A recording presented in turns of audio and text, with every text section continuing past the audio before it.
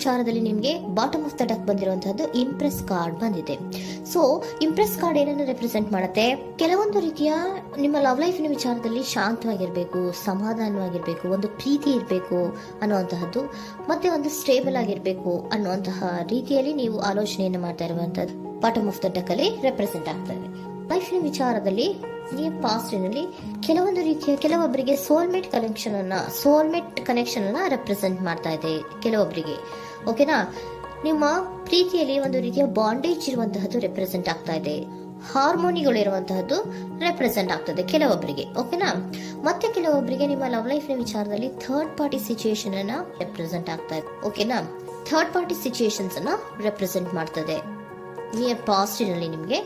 Next card ಬಂದಿರುವಂತಹದ್ದು page of swords ಬಂದಿದೆ. Third card ಬಂದಿರುವಂತಹದ್ದು ಯಾವುದು? ನಿಮಗೆ ಪೇಜ್ ಆಫ್ ಸೋರ್ಟ್ಸ್ ಬಂದಿದೆ. ಸೊ ಕ್ಯೂರಿಯಾಸಿಟಿ ಇದ್ದಂತಹ, ನಿಮ್ಮ ಲವ್ ಲೈಫಿನ ವಿಚಾರದಲ್ಲಿ ಒಂದು ಕ್ಯೂರಿಯಾಸಿಟಿ ಇದ್ದಂತಹ, ಒಂದು ರೀತಿಯ ಬಾಂಡೇಜ್ ಇದ್ದಂತಹ, ಸ್ವಲ್ಪ ನೀವು ಮಾತಾಡಿರುವಂತಹ ಸಾಧ್ಯತೆಗಳು ರೀಸೆಂಟ್ ಪಾಸ್ಟಿನಲ್ಲಿ ರೆಪ್ರೆಸೆಂಟ್ ಆಗ್ತಾ ಇದೆ.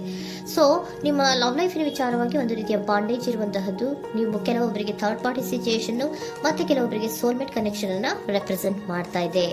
ಮತ್ತೆ ನಿಮ್ಮ ಲವ್ ಲೈಫಿನ ವಿಚಾರದಲ್ಲಿ ನೀವು ಮಾತಾಡಿರುವಂತಹದ್ದು ಕೂಡ ಕೆಲವೊಂದು ರೀತಿಯ ಮಾತುಕತೆಗಳು ಆಡಿರುವಂತಹದ್ದು, ಹೊಸ ಐಡಿಯಾಗಳನ್ನ ಮಾಡಿರುವಂತಹದ್ದು ಇಲ್ಲಿ ರೆಪ್ರೆಸೆಂಟ್ ಆಗ್ತದೆ. ಮೇ ಬಿ ನೀವು ಫ್ರೆಂಡ್ಸ್ ಗಳ ಮೂಲಕ ನೀವು ನಿಮ್ಮ ಪರ್ಸನ್ ಅನ್ನ ಭೇಟಿಯಾಗಿರಬಹುದು. ಯಾವುದೋ ಕೆಲವೊಂದು ಫಂಕ್ಷನ್ ಗಳಲ್ಲಿ ನೀವು ನಿಮ್ಮ ಪರ್ಸನ್ ಅನ್ನ ಭೇಟಿಯಾಗಿರುವಂತಹ ಸಾಧ್ಯತೆಗಳು ಇದೆ ಅನ್ನೋದನ್ನ ನಿಮ್ಮ ಪಾಸ್ಟಿನಲ್ಲಿ ರೆಪ್ರೆಸೆಂಟ್ ಮಾಡ್ತಾ ಇದೆ. ನೆಕ್ಸ್ಟ್, ಅಟ್ ಪ್ರೆಸೆಂಟಿನಲ್ಲಿ ಯಾಕೋ ನಿಮ್ಮ ಲವ್ ಲೈಫಿನ ವಿಚಾರದಲ್ಲಿ ಫೀಲಿಂಗ್ ಲೆಫ್ಟ್ ಔಟ್ ಆಗಿರುವಂತಹ ಸಾಧ್ಯತೆಗಳು ರೆಪ್ರೆಸೆಂಟ್ ಆಗ್ತಾ ಇದೆ. ಅಟ್ ಪ್ರೆಸೆಂಟಿನಲ್ಲಿ ಯಾಕೋ ಕೆಲವೊಂದು ರೀತಿಯ ಚಿಂತೆಗಳಿರುವಂತಹದ್ದು, ವರೀಸ್ಗಳಿರುವಂತಹದ್ದು, ಬೇಜಾರಿನಲ್ಲಿ ನಿಮ್ಮ ಲವ್ ಲೈಫಿನ ವಿಚಾರದಲ್ಲಿ ಇರುವಂತಹದ್ದು ರೆಪ್ರೆಸೆಂಟ್ ಆಗ್ತಾ ಇದೆ. ಯಾಕೆ ಅಂದ್ರೆ ನಿಮ್ಮ ಲವ್ ಲೈಫಿನ ವಿಚಾರವಾಗಿ ಕೆಲವೊಂದು ರೀತಿಯ ಬದಲಾವಣೆಗಳಾಗ್ತಾ ಇರುವಂತಹದ್ದು ರೆಪ್ರೆಸೆಂಟ್ ಆಗ್ತಾ ಇದೆ. ಯಾಕೋ ಕೆಲವೊಂದು ಚೇಂಜಸ್ಗಳಾಗ್ತಾ ಇರೋದ್ರಿಂದ ನೀವು ಬೇಜಾರಿನಲ್ಲಿ ಇರುವಂತಹದ್ದು. ನಿಮ್ಮ ಲವ್ ಲೈಫಿನ ವಿಚಾರವಾಗಿ ಯಾಕೋ ಪರಿಸ್ಥಿತಿಗಳು ಅಷ್ಟು ಚೆನ್ನಾಗಿಲ್ಲದೆ ಇರುವಂತಹದ್ದು ರೆಪ್ರೆಸೆಂಟ್ ಆಗ್ತಾ ಇದೆ. ಯಾಕೋ ಕೆಲವು ಬದಲಾವಣೆಗಳು, ಚೇಂಜಸ್ಗಳು ಆವಾಗಿಂದ ಆವಾಗಲೇ ಆಗ್ತಾ ಇರುವಂತಹದ್ರಿಂದ ನಿಮಗೆ ಬೇಜಾರಾಗಿರುವಂತಹದ್ದು ರೆಪ್ರೆಸೆಂಟ್ ಆಗ್ತಾ ಇರೋದು. ಮತ್ತೆ ಥರ್ಡ್ ಕಾರ್ಡ್ ಬಂದಿರುವಂತಹದ್ದು ಕ್ವೀನ್ ಆಫ್ ವ್ಯಾಂಡ್ಸ್ ಬಂದಿದೆ. ಸೊ ಕ್ವೀನ್ ಆಫ್ ವ್ಯಾಂಡ್ಸ್ ಏನಕ್ಕೆ ನಿಮಗೆ ಪದೇ ಪದೇ ಚೇಂಜಸ್ಗಳಾಗ್ತಾ ಇದೆ? ಆ ಚೇಂಜಸ್ಗಳಿಂದ ಯಾಕೋ ಕೆಲವೊಂದು ರೀತಿಯ ವೇರಿಯೇಷನ್ಗಳು ಆಗ್ತಾನೆ ಇರೋದ್ರಿಂದ ನಿಮಗೆ ಬೇಜಾರಾಗ್ತಾ ಇದೆ. ಸೊ ಅದಕ್ಕೋಸ್ಕರ ನೀವೇನ್ ಮಾಡ್ತೀರಾ? ಬಹಳ ಧೈರ್ಯವಾಗಿ ಕೆಲವೊಂದು ನಿರ್ಣಯಗಳನ್ನ ಮಾಡುವಂತಹ ಸಾಧ್ಯತೆಗಳು ಅಟ್ ಪ್ರೆಸೆಂಟ್ ನಲ್ಲಿ ರೆಪ್ರೆಸೆಂಟ್ ಆಗ್ತಾ ಇದೆ. ಬಹಳಷ್ಟು ಧೈರ್ಯದಿಂದ ಇಂಡಿಪೆಂಡೆಂಟ್ ಆಗಿ ಕೆಲವೊಂದು ನಿರ್ಣಯಗಳನ್ನ ಮಾಡಬೇಕು ಅನ್ನುವಂತಹ ಆಲೋಚನೆಗಳನ್ನ ಮಾಡ್ತಾ ಇರುವಂತದ್ದು ರೆಪ್ರೆಸೆಂಟ್ ಆಗ್ತಾ ಇದೆ. ಯಾಕೆ ಅಂದ್ರೆ ಆವಾಗಿಂದಾಗೆ ನಿಮ್ಮ ಲವ್ ಲೈಫಿನ ವಿಚಾರದಲ್ಲಿ ತುಂಬಾ ಏರುಪೇರುಗಳಾಗ್ತಾ ಇರೋದ್ರಿಂದ ಆ ವಿಚಾರದಲ್ಲಿ ಸ್ವಲ್ಪ ಬೇಜಾರುಗಳು ಇರುವಂತದ್ದು ರೆಪ್ರೆಸೆಂಟ್ ಆಗ್ತದೆ.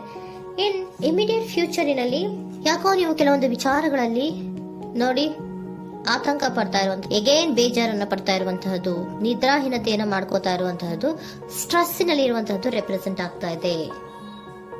ಕೆಲವೊಂದು ನಿರ್ಣಯಗಳನ್ನು ತಗೊಳ್ಳುವಂತಹ ಸ್ಟ್ರೆಸ್ಗಳಲ್ಲಿ ಇರುವಂತಹದ್ದು ಕೆಲವೊಬ್ಬರಿಗೆ ಯಾಕೋ ಇಮಿಡಿಯೇಟ್ ಫ್ಯೂಚರ್ ನಲ್ಲಿ ಕೂಡ ರೆಪ್ರೆಸೆಂಟ್ ಆಗ್ತಾ ಇದೆ. ಆದ್ರೆ ಫ್ಯೂಚರ್ ನಲ್ಲಿ ನೀವು ಏನ್ ಮಾಡ್ಬೇಕಾಗಿತ್ತು?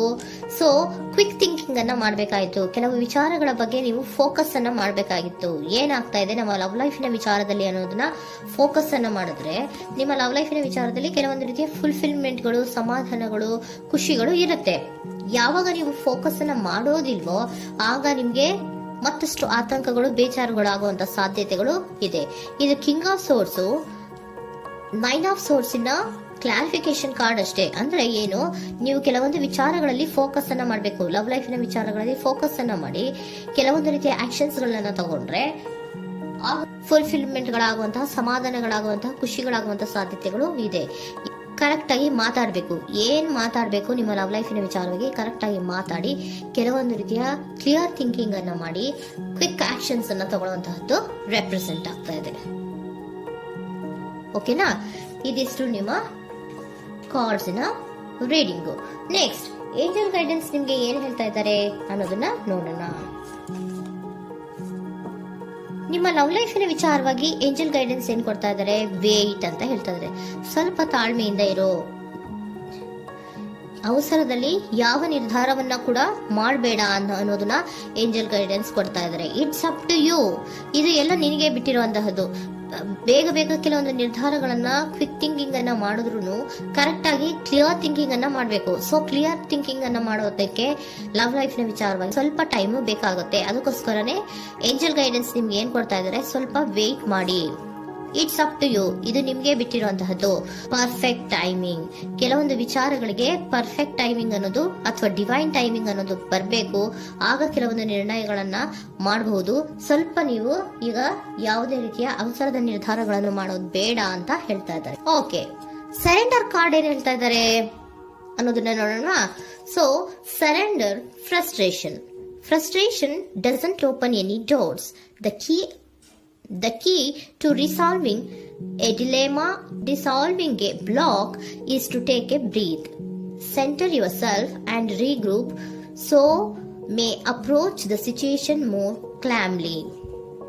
ಫ್ರಸ್ಟ್ರೇಷನ್, ಹತಾಶೆ ಅನ್ನೋದು ಮಾಡ್ಕೋಬೇಡಿ. ಹತಾಶೆ ಮಾಡ್ಕೊಳ್ಳೋದ್ರಿಂದ ನಿಮ್ಗೆ ಯಾವುದೇ ರೀತಿಯ ಹೊಸ ಐಡಿಯಾಗಳು ಬರಲ್ಲ, ಹೊಸ ಥಿಂಕಿಂಗ್ಗಳು ಬರಲ್ಲ, ಕ್ಲಿಯರ್ ಥಿಂಕಿಂಗ್ ಅನ್ನ ಮಾಡಕ್ಕೆ ಸಾಧ್ಯ ಆಗಲ್ಲ.